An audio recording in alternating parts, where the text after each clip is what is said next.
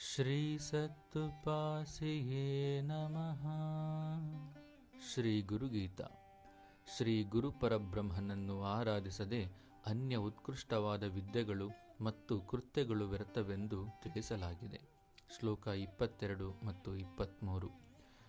ವೇದಶಾಸ್ತ್ರ ಪುರಾಣಾನಿ ಚ ಇತಿಹಾಸಾದಿಕಾನಿ ಚ ಮಂತ್ರಯಂತ್ರಾದಿ ವಿದ್ಯಾ ಚ ಮೋಹನುಚ್ಚಾಟನಾದಿಕಂ ಶೈವ ಶಾಕ್ತಾಗಮಾದೀನಿ ಹಿ ಅನ್ಯೇ ಚ ಬಹುವಾ ಮತಃ ಅಪಭ್ರಂಶಾಃ ಸಮಸ್ತಾನಾಂ ಜೀವನಾಂ ಭ್ರಾಂತಚೇತಸಾಂ.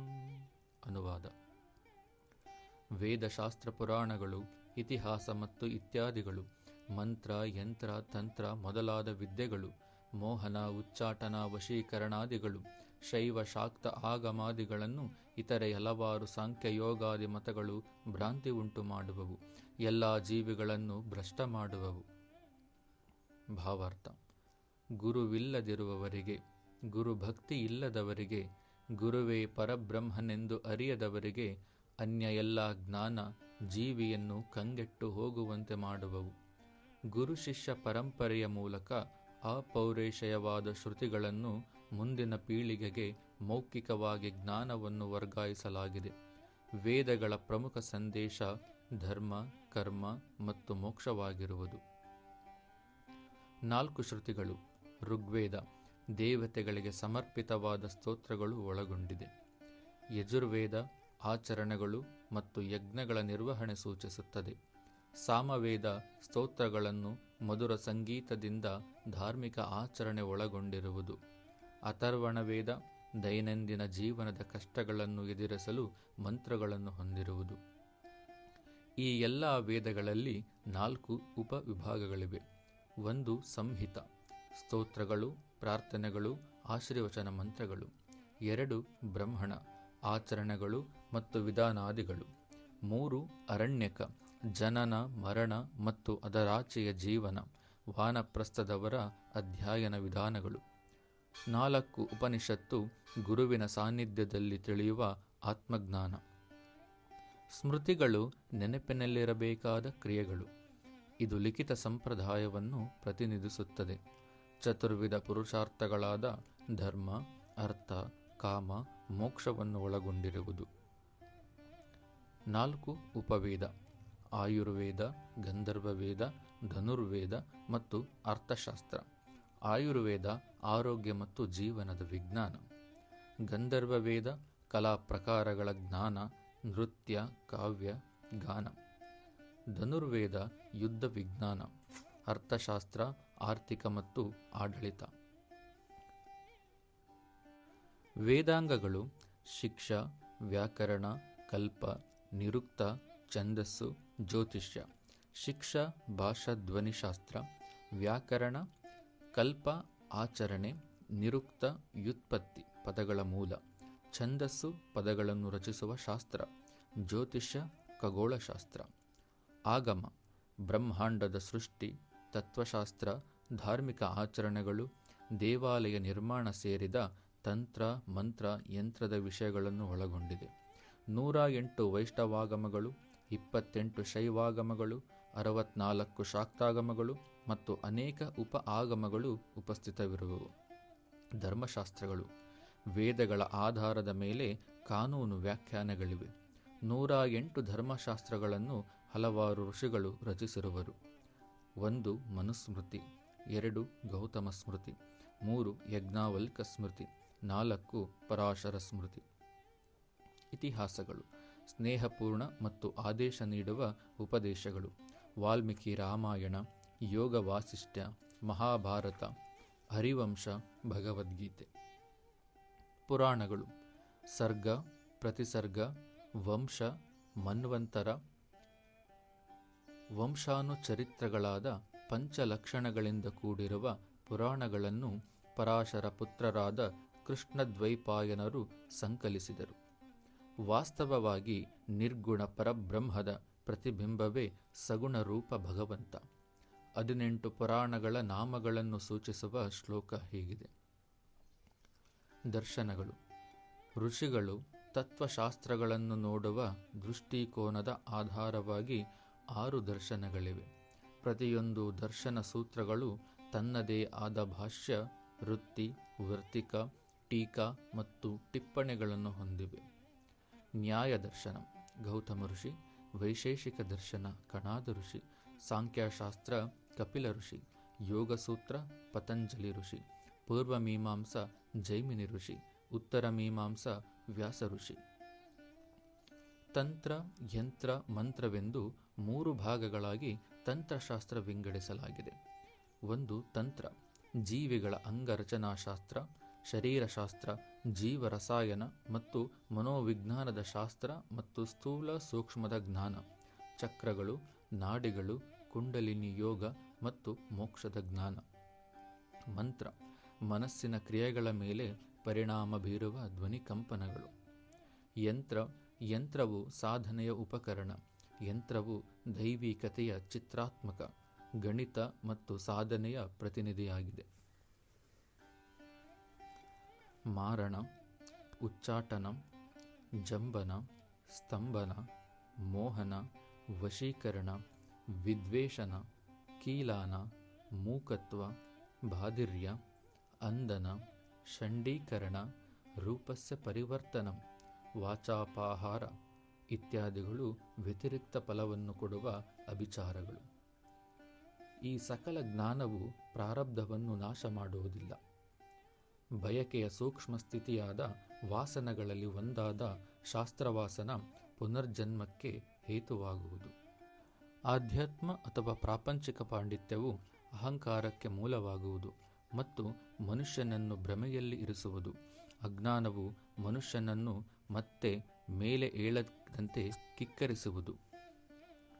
ಪರೀಕ್ಷಾಲೋಕ ಕರ್ಮ ಸ್ಥಿತ ಬ್ರಹ್ಮಣೋ ನಿರ್ವೇದ ಮಾಯಾನ್ನಶ್ಚಕೃತಃ ಕೃತೇನ ತದ್ವಿಜ್ಞಾನಾರ್ಥಂ ಸ ಗುರುಮೇವಾಭಿಗಚ್ಚೇತ್ ಸಮಿತಾಣೀಹಿ ಶ್ರೋತ್ರಿಯಂ ಬ್ರಹ್ಮನಿಷ್ಠಂ.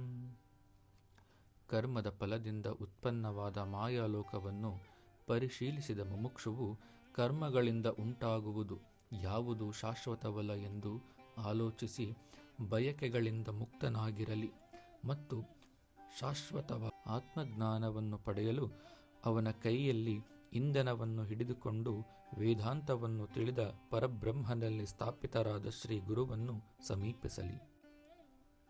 ತಸ್ಮೈ ಸ ವಿದ್ಯೂನುಪಸನ್ನಾಯ ಸಮ್ಯಕ್ತ ಶಾಂತಚಿತ್ತಾಯ ಶಮಾನಿವಾತಾಯ ಏನಾಕ್ಷರಂ ಪುರುಷಂ ವೇದ ಸತ್ಯಂ ಪ್ರೋವಾಚತಾಂ ತತ್ವತೋ ಬ್ರಹ್ಮವಿದ್ಯಂ.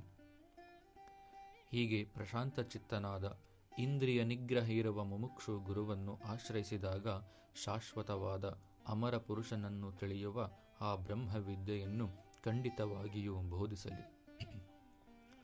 ಮಂಡುಕೋಪನಿಷತ್ತಿನ ಪ್ರಥಮ ಮಂಡುಕೆ, ದ್ವಿತೀಯ ಖಂಡದ ಈ ಶ್ಲೋಕಗಳು ಅಹಂಕಾರಾದಿ ದೋಷಗಳಿಂದ ಮುಕ್ತನಾದ ಪ್ರಶಾಂತ ಚಿತ್ತನಾಗಿರುವ ಮನುಷ್ಯನಿಗೆ ಮಾತ್ರ ಬ್ರಹ್ಮನಿಷ್ಠ ಗುರುವು ಜನನ ಮರಣವಿಲ್ಲದ ಶಾಶ್ವತಾನಂದದಲ್ಲಿರುವ ವಿದ್ಯೆಯನ್ನು ಬೋಧಿಸುವರೆಂದು ಸ್ಪಷ್ಟವಾಗಿ ಘೋಷಿಸುತ್ತಿರುವುದು. ಬ್ರಹ್ಮನಿಷ್ಠ ಗುರುವನ್ನು ಹೊರತುಪಡಿಸಿ ಇತರ ಎಲ್ಲ ಶಾಸ್ತ್ರಜ್ಞಾನದಿಂದ ಅಥವಾ ಅನ್ಯರಿಂದ ಮನುಷ್ಯನಿಗೆ ಶಾಶ್ವತ ಆನಂದವನ್ನು ದಯಪಾಲಿಸಲು ಸಾಧ್ಯವಿಲ್ಲ. ಶ್ರೀ ಶಂಕರಾಚಾರ್ಯರ ಶಿಷ್ಯರಲ್ಲಿ 4 ಅಪ್ರತಿಮರಾಗಿದ್ದರು. ತೀವ್ರವಾದ ಭಕ್ತಿಗಾಗಿ ಪದ್ಮಪಾದಾಚಾರ್ಯರು, ಆಳವಾದ ಪಾಂಡಿತ್ಯಕ್ಕಾಗಿ ಶ್ರೀ ಸುರೇಶ್ವಾಚಾರ್ಯರು, ಆತ್ಮಸಾಕ್ಷಾತ್ಕಾರಕ್ಕಾಗಿ ಹಸ್ತಮಲಕಾಚಾರ್ಯರು ಮತ್ತು ಅನುಕರಣೀಯ ಸೇವೆಗಾಗಿ ತೋಟಕಾಚಾರ್ಯರು ಪ್ರಸಿದ್ಧರು. ಬ್ರಹ್ಮನಿಷ್ಠ ಗುರುವಿಲ್ಲದಿದ್ದರೆ ಕಲಿತ ವಿದ್ಯೆ, ಜ್ಞಾನ ಅಹಂಕಾರಕ್ಕೆ ದಾರಿ ಮಾಡಿಕೊಡುತ್ತದೆ. ಬ್ರಹ್ಮನಿಷ್ಠ ಗುರುವನ್ನು ಆಶ್ರಯಿಸಿದರೆ ಬ್ರಹ್ಮಾನಂದವನ್ನು ಉಂಟುಮಾಡುವ ಪ್ರಕರಣವನ್ನು ಹೇಳಲಾಗಿದೆ. ಶ್ರೀ ಶಂಕರಾಚಾರ್ಯರು ಅದ್ವೈತ ವೇದಾಂತವನ್ನು ಸ್ಥಾಪಿಸಲು ಭಾರತಾದ್ಯಂತ ವಿಜಯ ಯಾತ್ರೆಯನ್ನು ಮಾಡಿದರು. ಮೀಮಾಂಸಾ ಚಿಂತಕರಾದ ಕುಮಾರೀಲ ಭಟ್ಟರು ಆತ್ಮಾಹುತಿ ಮಾಡಿಕೊಳ್ಳುತ್ತಿದ್ದರು. ಅವರು ಶ್ರೀ ಶಂಕರಾಚಾರ್ಯರನ್ನು ಮಹಿಷ್ಮತೀಪುರಕ್ಕೆ ಹೋಗಿ ತಮ್ಮ ಪ್ರಿಯ ಮತ್ತು ಶ್ರೇಷ್ಠ ಶಿಷ್ಯ ಮಂಡನ ಮಿಶ್ರರನ್ನು ಭೇಟಿಯಾಗಿ ಅವರನ್ನು ಅದ್ವೈತಕ್ಕೆ ಸೆಳೆಯುವಂತೆ ಹೇಳಿದರು. ಮಂಡನ ಮಿಶ್ರ ಕನ್ನೌಜ್ ಗೌಡ ಬ್ರಾಹ್ಮಣ ಸಮುದಾಯದವರು. ಇವರು ವೇದಗಳ ಆಜ್ಞೆಗಳನ್ನು ಕಟ್ಟುನಿಟ್ಟಾಗಿ ಆಚರಿಸುತ್ತಿದ್ದರು. ಅವರ ಪತ್ನಿ ಉಭಯ ಭಾರತಿಯು ಮಹಾಜ್ಞಾನ ಹೊಂದಿದ್ದರೂ ಇವರನ್ನು ಪೂಜಿಸಲಾಗುತ್ತಿತ್ತು. ಗೌರವ ಸೂಚವಾಗಿ ಮಂಡನ ಮಿಶ್ರ ಎಂದು ಕರೆಯಲಾಗುತ್ತಿತ್ತು. ಇವರ ನಿಜವಾದ ಹೆಸರು ವಿಶ್ವರೂಪ.